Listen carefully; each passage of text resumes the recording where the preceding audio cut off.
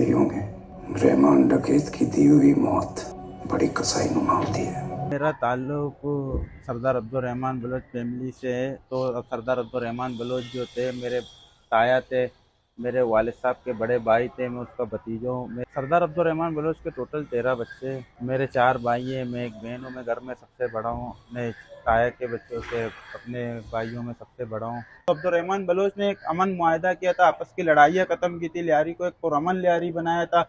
उसकी ख्वाहिश थी लियारी को तालीम याफ्ता इलाकों में से कहा जाए, लियारी में कोप की फिजा खत्म किया जाए। मैं इस फिल्म को इनको मुकम्मल ये साजिश करार देता हूँ। तो ये हमारे मजहब के भी नहीं है, काफिर हैं। मेरे ताया अब्बू हमेशा मुझसे मुस्कुरा कर बात करते थे। ख्वाहिश थी कि हम आला तालीम हासिल करें तो इस मुल्क और कौम का नाम हो। अब्दुर्रहमान को सिर्फ लियारी में कत्ल नहीं किया गया, हमारे साथ टोटल दर्जनों खानदानों को उन लोगों ने कत्ल किया। लियारी में कोप की फिजा खत्म किया जाए तो लियारी के आप नाम सुन के आप मुझे भी बोले थे कि मैं पुलिस के मोबाइल लेके आता, मगर मैं आया यहाँ पर कुछ भी नहीं था। ये आपका मीडिया, करंट मीडिया के थ्रू बदनाम किया गया था। ये मुत्तहिदा के दहशतगर्द अल्ताफ हुसैन के कुछ मीडिया के लोग थे, इनके साथ थे, तो इन्होंने बदनाम किया हुआ था। आप उसके जनाजे से अंदाजा लगाए, हजारों लोग उसके जनाजे में आए थे, सत्तार ईदी जैसे लोग उसके जनाजे। बाहर जो किसी से भी पूछो, अगर किसी ने भी लियारी के अंदर किसी एक शख्स ने भी कहा डकैत है या कोई और चीज है, या उसका कोई FIR हो या कोई चीज हो, हर चीज के लिए हम तैयार है। अगर कोई ये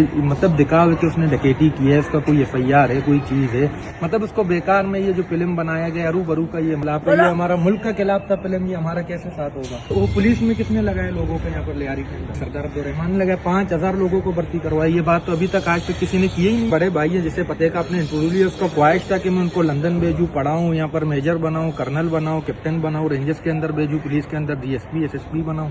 गैंगवार था, चीज तो उसका दुश्मनदारी था, वो खानदानी बंदा था, उसका बाप था सरदार था, उसका चाचा था सरदार था, उसके चाचे को कत्ल किया गया। पहला जो बोलते हैं कान भाई ने कत्ल किया, वो अपना चाचा का बदला लिया, उसने बदले के खातिर उसका इतना नाम था। बाकी उसका कोई लोगों से गरीबों से कोई वास्ता नहीं था, मतलब उनके ऊपर कोई चढ़ाई नहीं थी। गैंगस्टर या हीरो, लियारी गैंग वार के रहमान डकैत की असल कहानी। जैसा धुरिंदर में दिखाया गया है, वालिद ऐसे नहीं थे। रहमान डकैत के बेटे का एतराज। रहमान डकैत के बेटे अब्दुल रहीम, जो एक बॉक्सर है, ने फिल्म में अपने वालिद की मंजरकशी को यकसर मुस्तरद कर दिया है। 5 भाई हैं। हाँ।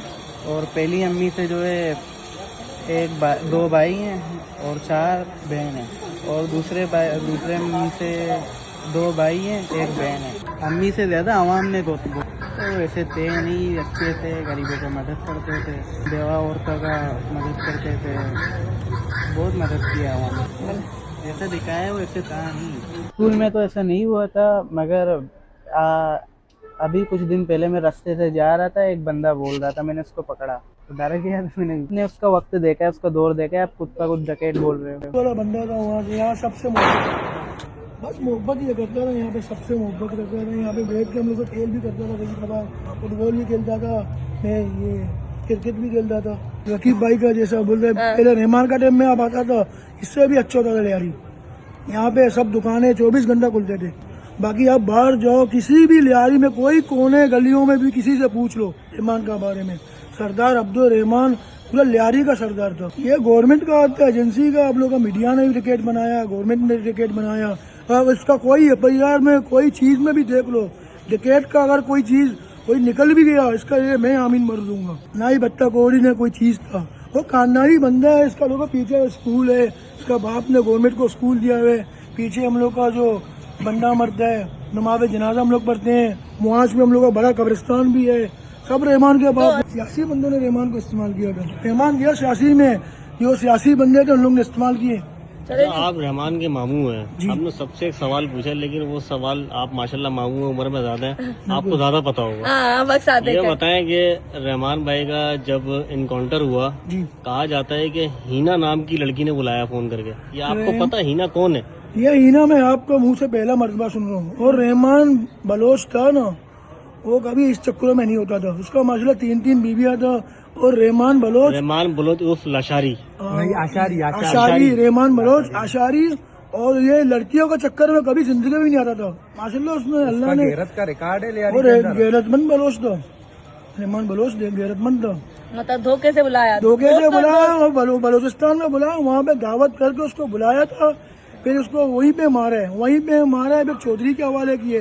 ये चौधरी होगा अपने घर का चौधरी है भाई, ये लियारी का चौधरी नहीं है। अभी बोल रहा हूँ, जो उसका बीवी भी मीडिया में कुछ बोल रहे हैं, ये चौधरी है, अपने घर का है। रहमान भाई मलीर में किसके पास रुकते थे अक्सर जाकर? रहमान भाई के माशा ताल्लुकात बहुत थे। अभी ये तो मलीर क्या, पूरा पाकिस्तान के अंदर घूमता था रहमान बलोच। मलीर तो क्या, इसके लिए मलीर तो कुछ भी नहीं था। माशाल्लाह इसका जुबान अच्छा था, हर जगह में हो जाता था। रहमान भाई की कितनी उम्र थी, कितने साल की उम्र में इंतकाल कर गए? अभी रहमान बहुत छोटी 32 उम्र में था रहमान, बहुत छोटी बहुत उम्र छोटी में। उम्र में था। और उस वक्त आप कितने साल के थे जब वो 32 का था? उस टाइम हम लोग थे तकरीबन 17-18 साल में थे। अच्छा, तो मतलब वो वक्त आपने साथ साथ हर तरह का देखा है। हम लोग जिस टाइम यहाँ पे मेहमान आते थे, हम लोग चाय पानी, ये मेन जगह यही बैठक मेन जगह ये बैठक थे। बिल्कुल ये जहाँ बैठे बिल्कुल यहाँ, ये तो मेहमान खाना था उसका। यहाँ पे कोई मसला होता था, कोई किसी मियाँ बीबी का कोई मसला होता था, मतलब सरदार था, हर किसी का मसला यहाँ पे हल होता था।